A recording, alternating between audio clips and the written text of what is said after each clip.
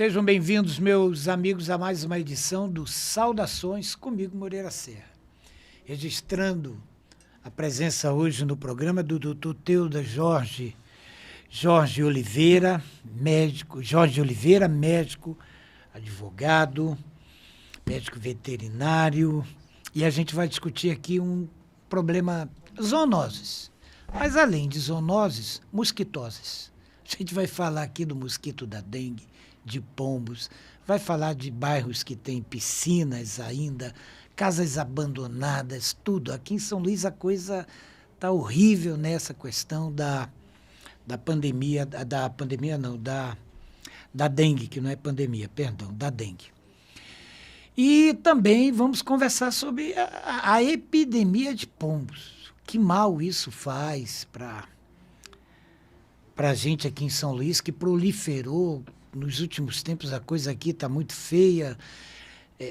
Vara dos interesses difusos e coletivos de São Luís intervindo, decisão, carroça, tem de tudo. Mas a gente não vê essa coisa ser resolvida, esses problemas serem resolvidos. Bem, eu quero registrar que estive essa semana que passou na Promotoria Especializada de Defesa dos Direitos das Pessoas com Deficiência e recebi do promotor de justiça, do promotor especializado, Dr. Ronald Carvalho, essa cartilha, muita audiência, muita confusão, muita gente levando para o Ministério Público, problemas desnecessários, que poderia ser resolvido no condomínio, poderia ser resolvido com o seu vizinho, poderiam esses problemas serem resolvidos até no Poder Judiciário, o que não é positivo isso, não. Mas questões que podem ser resolvidas, como diz o doutor Carlos, na conciliação, na mediação, né?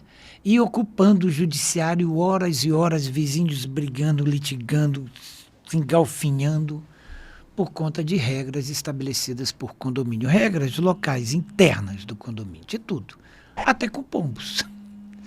Bem, o programa de hoje, está aqui os nossos colegas de estúdio, doutor Teudas Jorge de Oliveira, doutor Carlos Sebastião Silva Nina, e eu passo para o doutor Carlos Nina para fazer a primeira pergunta e apresentar o currículo, um breve currículo aqui, uma breve passadinha aqui no currículo do Dr. Teudas. É verdade, Moreira. É um prazer muito grande estar aqui hoje com você, recebendo o Dr. Teudas Jorge de Oliveira, médico veterinário, advogado, mestre e doutor em controle de vetores e pragas urbanas, membro da Associação Brasileira de Zoonoses, aposentado da Vigilância Sanitária do Estado, foi coordenador do Centro de Controle de Zoonoses de São Luís, é o responsável técnico da empresa de controle de vetores e pragas urbanos, Extingue Dedetizadora. Doutor Teudas, é um grande prazer que nós, com certeza, hoje será um programa bastante educativo para todos aqueles que assistiram o programa, não só em São Luís, mas em qualquer outro lugar, porque serão informações bastante úteis, como já anunciou Moreira. Mas eu gostaria que você mesmo dissesse um pouco da sua experiência, antes de nós entrarmos nas questões propriamente ditas. Além dessa formação que nós já mencionamos aqui, um pouco mais de sua experiência como médico veterinário. Boa tarde para todos os telespectadores. Nós estamos aqui com imenso prazer a falar um pouco sobre essas zoonoses que estão atingindo de cheio não só o Estado, não só o município, como o país também. Nós temos um problema muito sério de superpovoação de pombos, que eles transmitem uma série de enfermidades que podem levar à morte do ser humano.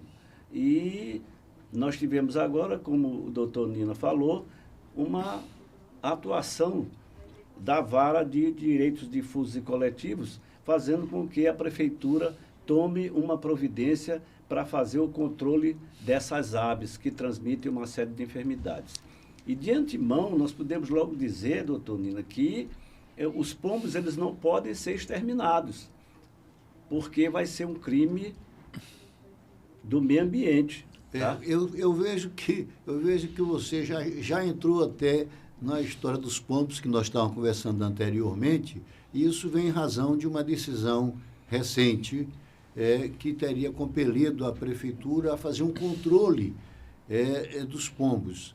Então, desculpe eu ter interrompido, mas é justamente para situar os nossos telespectadores, nossos ouvintes, sobre essa questão que o doutor Teudas está colocando.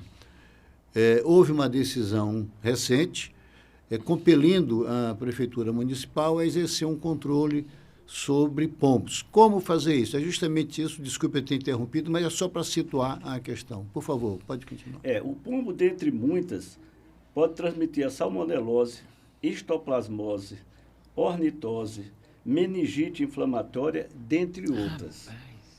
Então, os pombos, eles são considerados ratos de asa. E eles são fáceis de reprodução, de proliferação, e algumas pessoas, por inadvertência, fazem a alimentação desses animais. Então, esses animais causam uma série de problemas de saúde pública que vão refletir no trabalho, porque são doenças incapacitantes para o trabalho e são doenças de difícil cura, e algumas que nem têm cura, tá? Ela atinge o sistema nervoso central e a pessoa acometida chega a perder até 50% do peso vivo. Como pode se dar essa contaminação? Essa contaminação se dá através das fezes. O pombo contaminado, quando ele defeca, essas fezes dele secam e as pessoas pisoteiam e o vento suspende essas partículas que são inaladas pelas pessoas e vai para o sistema respiratório e vai para o sistema circulatório e atinge o sistema nervoso central da pessoa. E pode levar à morte muitas dessas enfermidades. Então, o que é que tem que fazer? Como eu falei anteriormente, não pode eliminar, porque seria um crime ambiental. Seria sujeito de 2 a 5 anos de pena e multa. Como fazer? A prefeitura tem estrutura para fazer esse controle. A prefeitura tem técnicos que têm conhecimento técnico para fazer isso. A prefeitura tem formas de captar esses animais e levar para alguns outros lugares, porque se sabe, se não deixar numa distância considerável, eles voltam novamente. Por quê? Quando a pomba fêmea põe, aquilo ali fica um local marcado por ela. Ela volta para ali para tomar conta dos seus filhotes. Ela só vai sair dali novamente quando esses filhotes nascerem e puderem viver sozinhos, às suas custas. Então, para isso, tem que ir lá onde elas estão pondo para poder fazer essa retirada. E vocês sabem que o correio, ele veio dos pombos. Existiam os pombos correio que transmitiam mensagem de países, de continentes. Então, se você deixar a uma distância pouco considerável, esse pombo volta novamente para o mesmo lugar e dá uma nova reinfestação. Então, não é tão fácil como a decisão jurídica está querendo que seja feita. Eu acredito que a Prefeitura, a Secretaria de Saúde e a Secretaria do Meio Ambiente do município vão ter sérios problemas para conseguirem cumprir essa decisão judicial. É isso nós estamos falando no caso de São Luís. Agora, imagine isso no universo maior, como todo o país, até fora do país, mas porque nós temos o caso, por exemplo, me lembro bem que é bem conhecido ali no Rio de Janeiro. Sim, o caso do Rio, isso. Havia, não sei, há algum tempo eu não vou ao Rio de Janeiro, mas havia uma concentração muito grande, e as pessoas alimentando pombos ali. Então, em muitos lugares, em todas as cidades praticamente, há uma criação de pombos, há uma proliferação de pombos. Qual é a sua sugestão? Esse é o grande problema. A sugestão seria contratar uma empresa que seja específica nesse controle de pombos. Como seria feito? Seria feito a captação desses pombos por armadilhas e fazer a colocação deles em um lugar distante da cidade de São Luís. Diminuir a quantidade de oferta de água e alimento para esses pombos. Mas isso aí também não seria um crime, deixar, digamos, tirar essa alimentação, essa água para os pombos? Eles vão à procura de outros locais. Você vê, por exemplo, a João Lisboa aqui, era uma revoada enorme de Era pombos. isso. Eu não sei o que exterminou aqueles pombos ali, mas hoje tem bem poucos. Mas em contrapartida, se você subir ali, quem vai para Coama, e fizer aquele retorno, tem um terreno baldio atrás daquelas lanchonetes, que tá uma coisa absurda de pombo. Não sei se vocês já prestaram É uma atenção. praça que é tem, uma né? praça Tem uma abandonada. praça, é verdade. Tá muito pombo lá. Então, por quê? Porque as pessoas colocam alimentos. Não seria, doutor Nina, não seria um crime, porque o crime seria se a gente exterminasse, prendesse, matasse. Prendesse esses animais e não oferecesse água nem alimento. Mas se você para de oferecer aqueles alimentos, ele vai à procura em outro lugar. E há uma transferência dele de um lugar para outro praticamente natural. Tá? Bom, é porque eu fiz essa pergunta porque eu conheço um caso concreto de um cidadão que tentou justamente evitar essa alimentação de gatos na rua, porque na rua em que ele mora, porque os gatos estavam ali colocando seus dejetos na calçada dele e aquele odor estava causando um mal muito grande. É um cidadão já idoso, então ele, para se proteger, estava fazendo isso, chegou até a assustar os gatos e acabou sendo processado por conta disso. Ora, aí eu lhe pergunto, será que é possível controlar esses pombos se não há um controle dos gatos nas ruas? Outro foco nessa transmissão de enfermidades. O gato também transmite uma série de enfermidades, dentre elas a raiva, que é uma doença fatal. A única forma de evitar a raiva ainda é a vacinação antirrábica humana e antirrábica canina e felina. Porém, esses gatos soltos, vocês terem uma ideia, cães e gatos, a Organização Mundial de Saúde, ela preconiza que seja por volta de 10% da população. Então, se nós pegarmos hoje a população da Grande São Luís, né, nós vamos ter 10% de animais de rua, em condição de rua, de cães e gatos. Qual seria a solução? A solução seria, novamente, apreender esses animais, principalmente as fêmeas, fazer a castração e depois soltar esses animais. Por quê? Ia evitar que houvesse a proliferação maior. Mas existe uma série de pessoas que se dizem protetores de animais e que, na realidade, não sabem absolutamente nada de como manejar, de como tratar esses animais. Ao invés de eles tratarem os animais, eles estão criando um problema de saúde pública com a transmissão de zoonoses que esses animais transmitem, tanto pelas fezes, como pela mordida, pelo arranhão. Dependendo da parte que o cão ou o gato ferir a pessoa, o tratamento pode ser não eficaz e levar à morte. Porque se passar de 10 dias e o cão ou o gato que feriu um ser humano, se passar de 10 dias e começar a apresentar os sintomas da raiva no ser humano, não tem mais cura. O trabalho é feito quando há a mordida ou o arranhão nas pontas dos dedos, na face, na cabeça, e se forem profundas e dilacerantes, tem que entrar com tratamento de soro para depois fazer a vacina. Por que o soro antecipado, doutor Moreira? Porque se não fizer o soro, quando há a aplicação do soro, há um período chamado período de pré-patência, que é o período equivalente a um espaço de que o organismo vai ser forçado a criar anticorpos contra aquela doença. Então, nesse período de pré-patência, a pessoa pode apresentar a doença, se ele foi mordido em lugares de muitas terminações nervosas, como eu disse, nos dedos e na face e na cabeça. Então, por isso é que é aplicado primeiro o soro para depois fazer a vacina. Porque se você fizer a vacina, antes da vacina criar anticorpos, a pessoa apresenta os sintomas, apresentou os sintomas, não tem mais cura.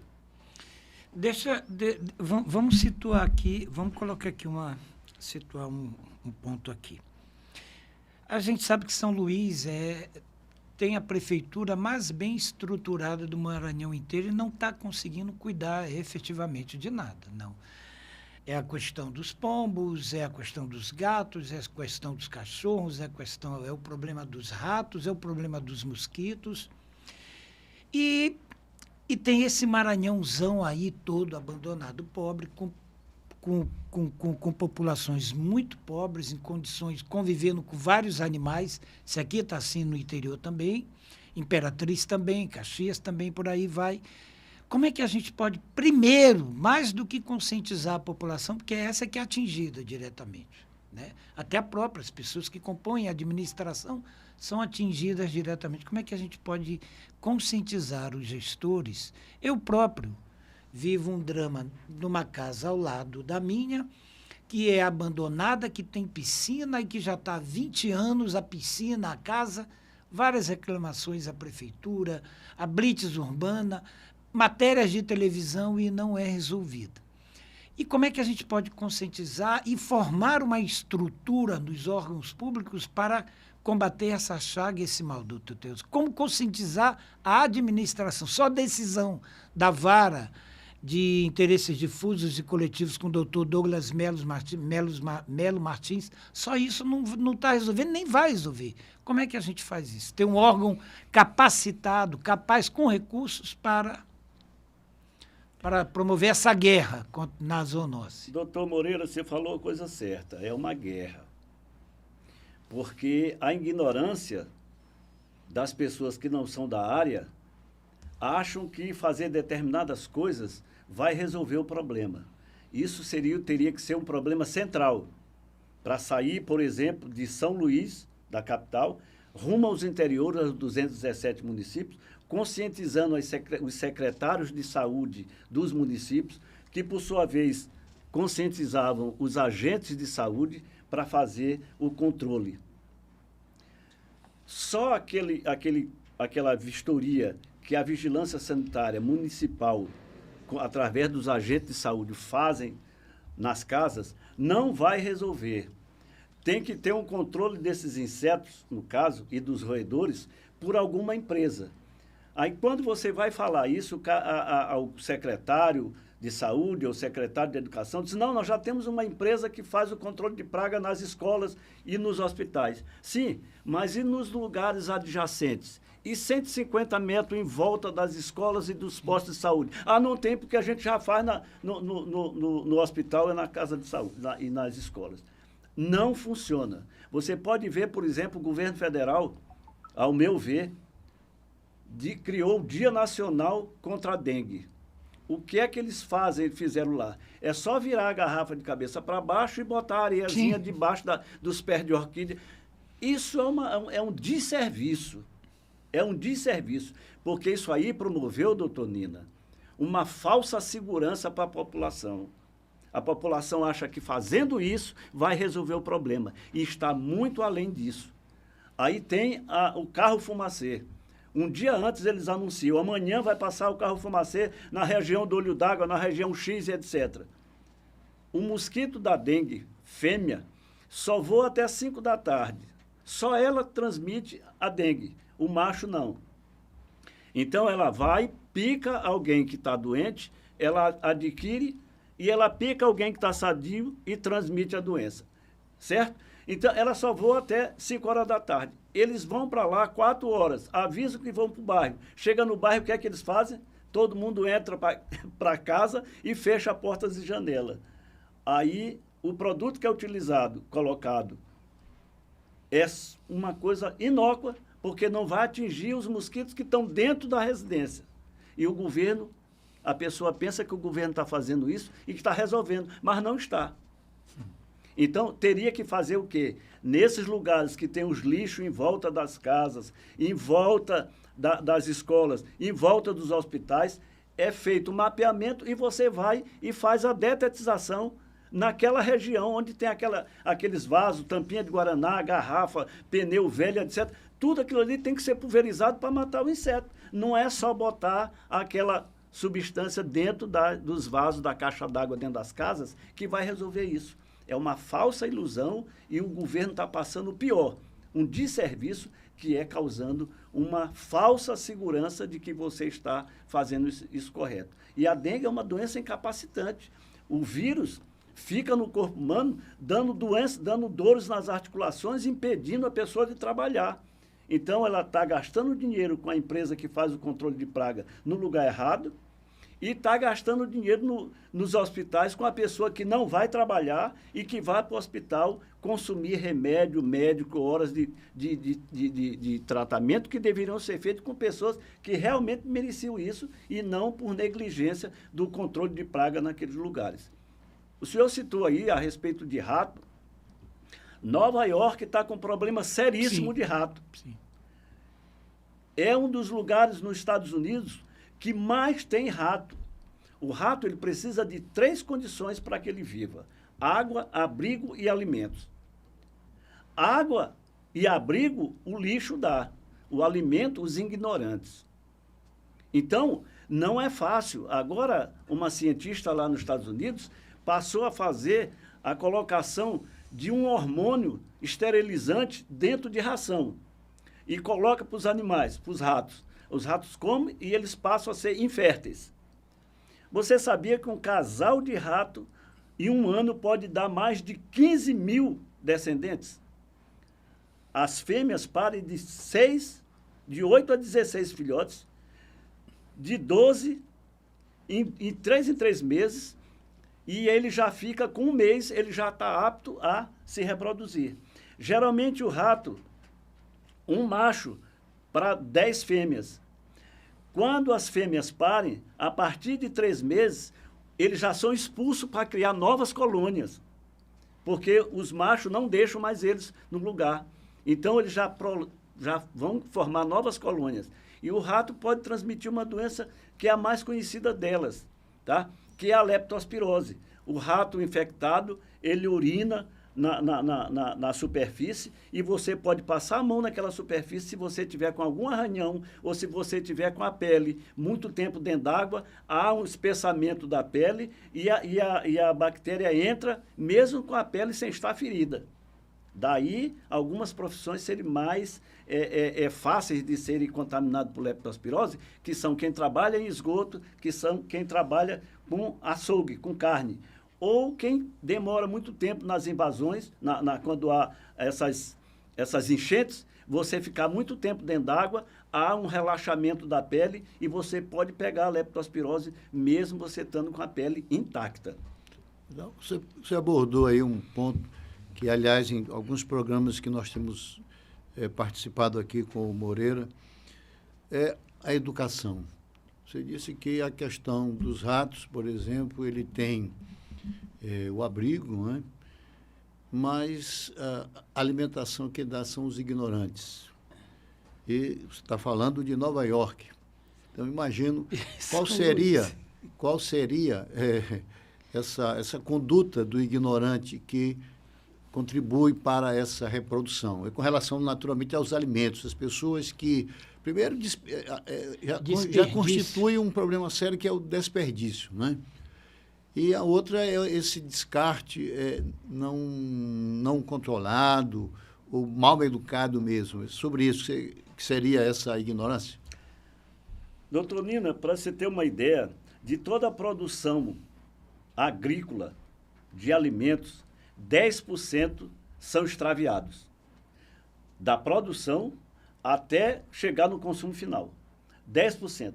Você imagina 10% desses alimentos que são estragados, eles vão justamente para o lixo e ali vão servir de alimento para os roedores e para os insetos alados e ápteros. Mas muita gente acha que o rato come lixo. Puro e ledo engano. O rato não come lixo. O rato vai para o lixo procurar o que está bom. O rato vira 1 tonelada de lixo para comer um pedaço de queijo que esteja bom. E outra coisa, as pessoas dizem que o rato é nojento. O ser humano, se ele for bem educado, ele banha 3 vezes ao dia.